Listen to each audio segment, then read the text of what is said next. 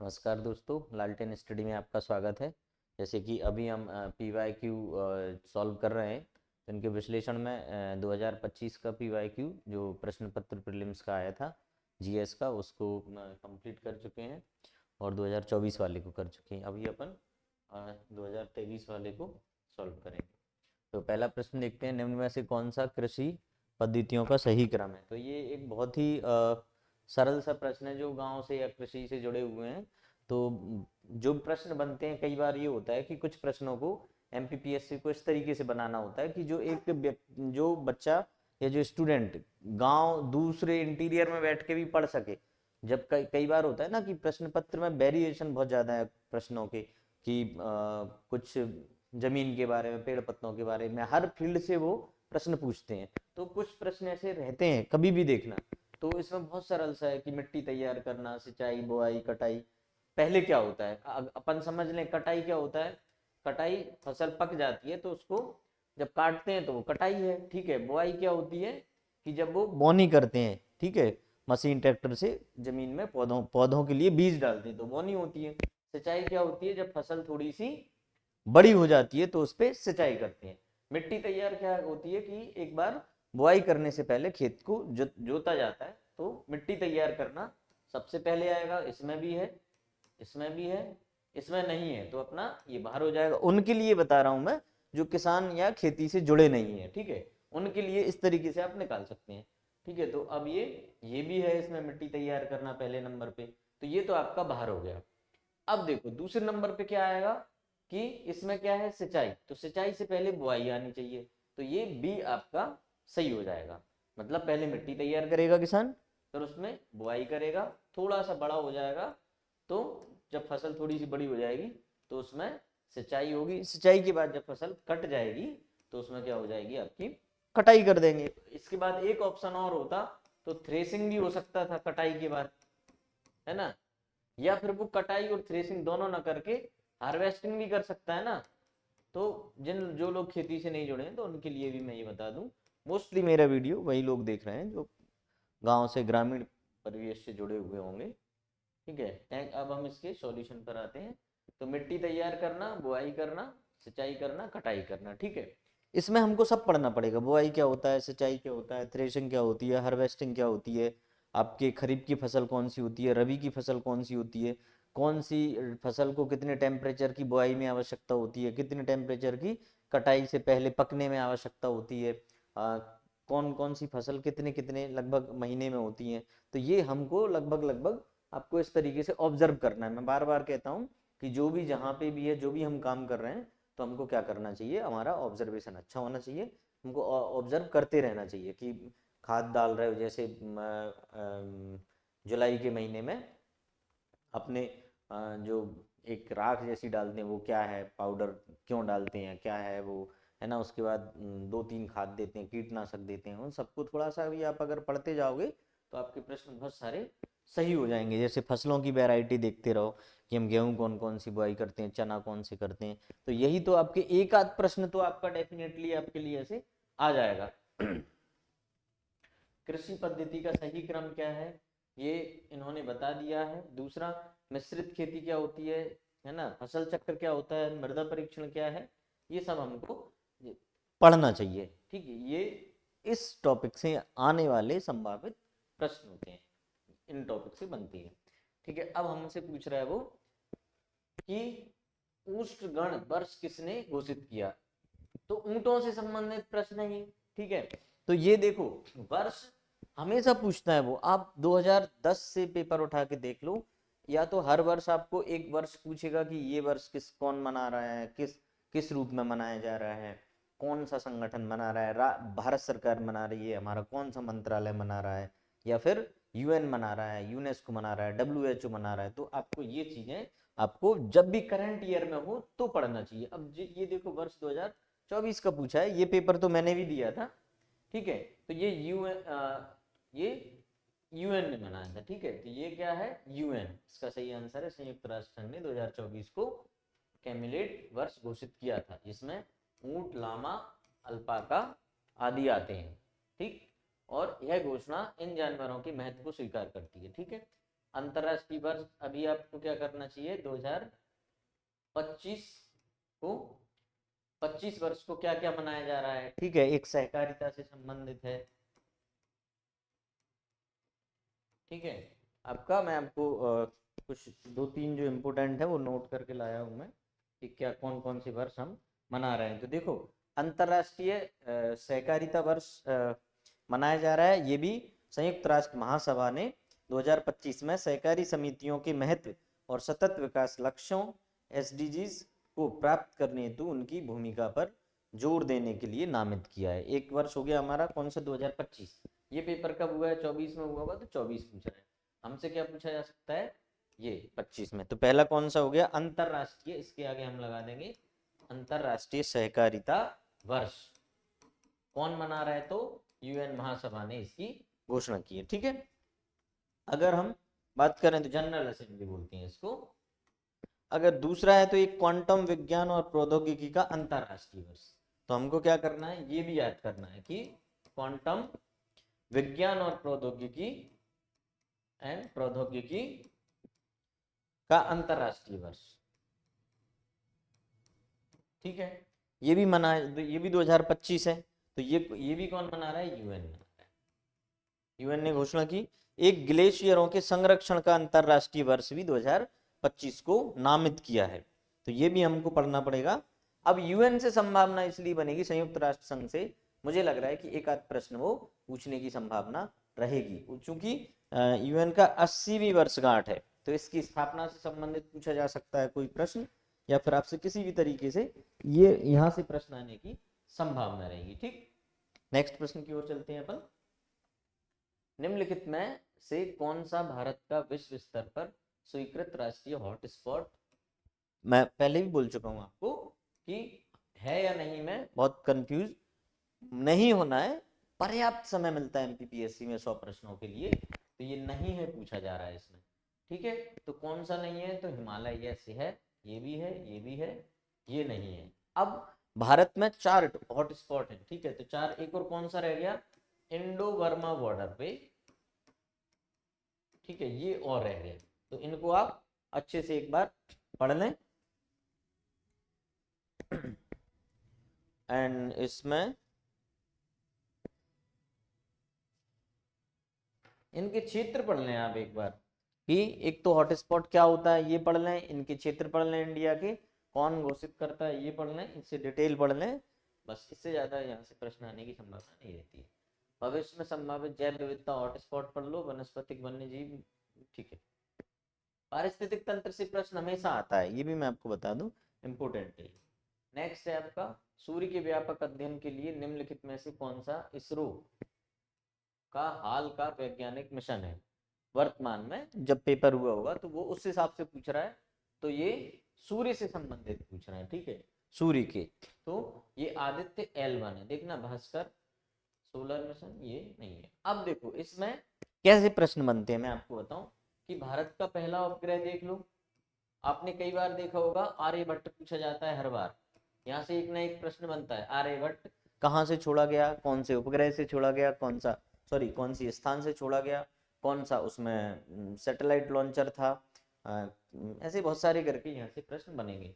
फिर एक आपसे भास्कर से पूछा जाता है ना, भास्कर पूछा गया होगा, रोहिणी पूछा गया होगा, फिर पूछा जा चुका होगा, है ना। फिर मॉम, जैसे मैंने बताया है, मंगल ऑर्बिटर मिशन पूछा गया है। फिर चंद्रयान 2 पूछा गया है, ये 2008 का है, ठीक है, चंद्रयान 2, सॉरी ये 2008 का है, चंद्रयान फर्स्ट है आपका 1969 का, और ये जो 2 है वो कौन 2008 का है, सॉरी। तो ये ऐसे करके आपसे प्रश्न पूछेंगे, पहला उपग्रह भारत का, चंद्रमा वाला, आपका मंगल ग्रह वाला, सूर्य वाला, और भविष्य में कौन से बना के हम भेजने वाले हैं ये भी पूछता है वो, ठीक है। तो आप ये अच्छे से,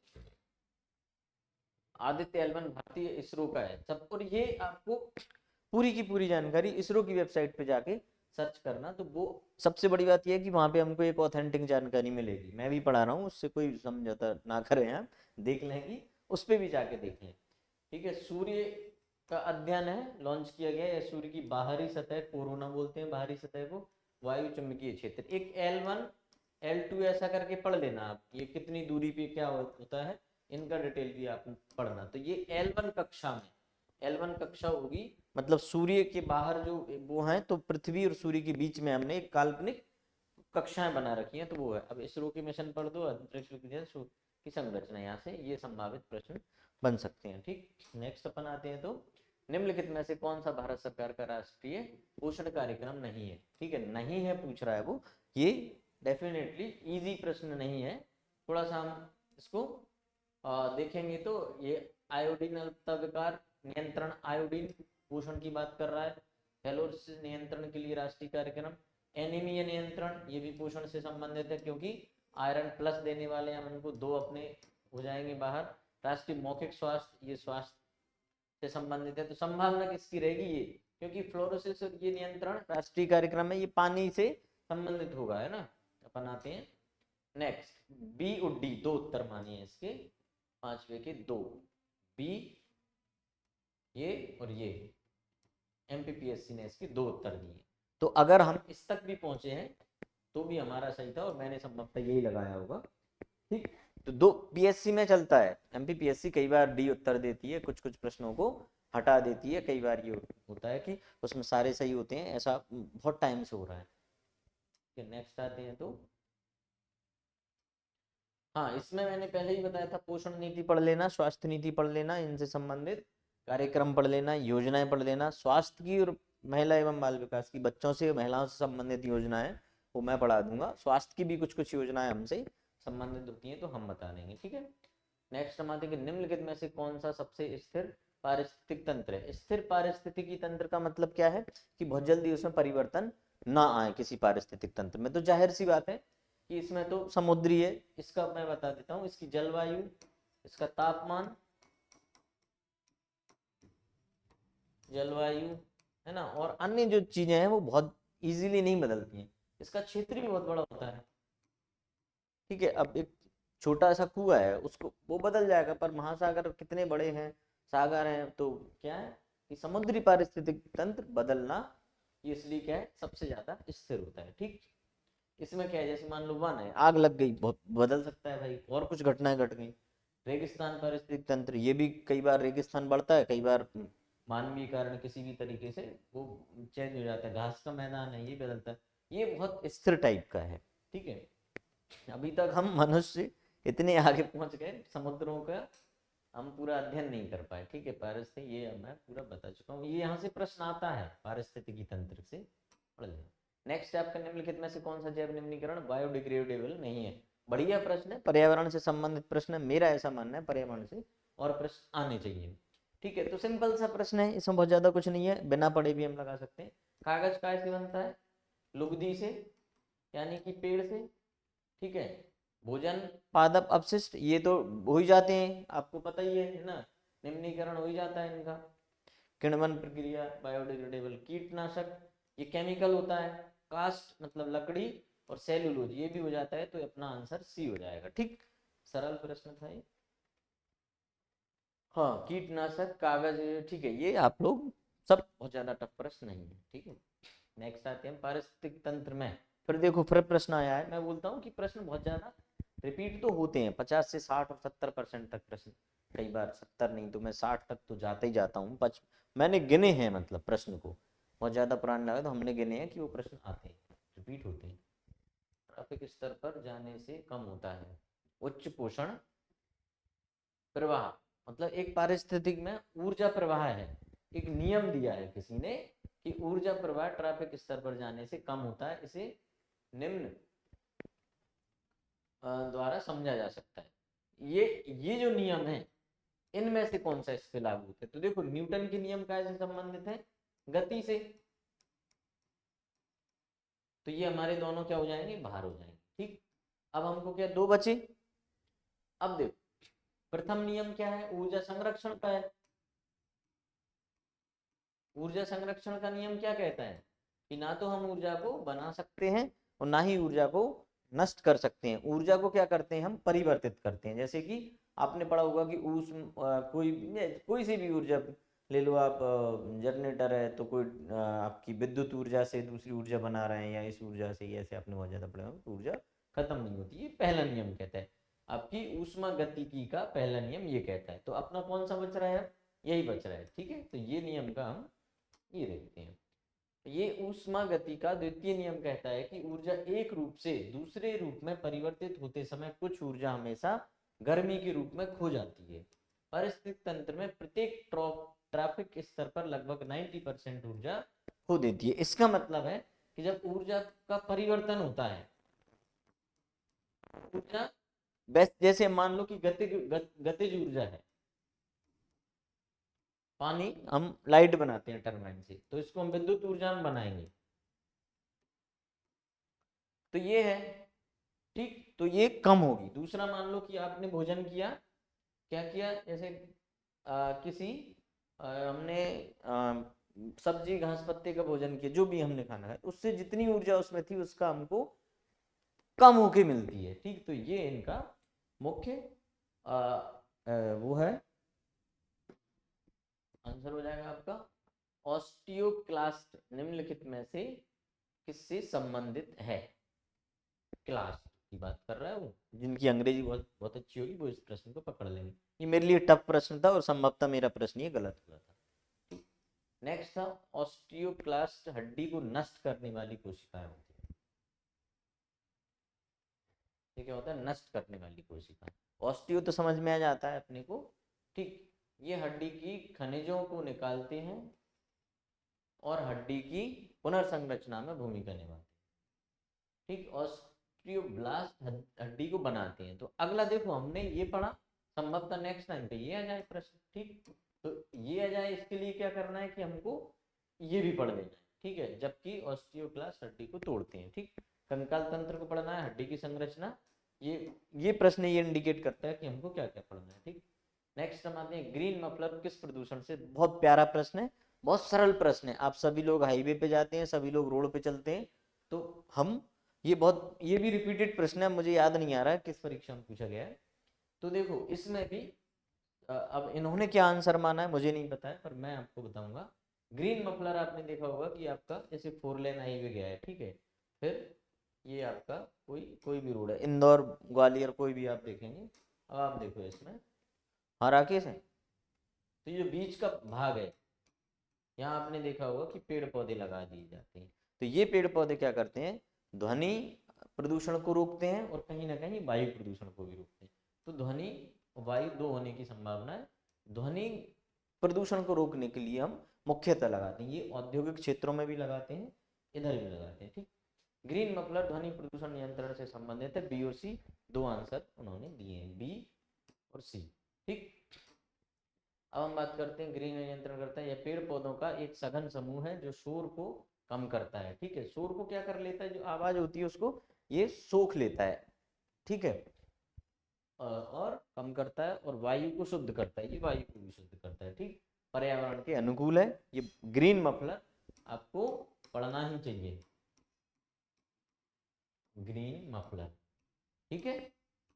ये बहुत इंपॉर्टेंट है, पर्यावरण संरक्षण के तरीका पढ़ लो, ये आपको पढ़ लेना चाहिए, ठीक। इसमें एक्स्ट्रा आप लोगों के लिए मैं कुछ लाया था, तो यही है, ठीक है।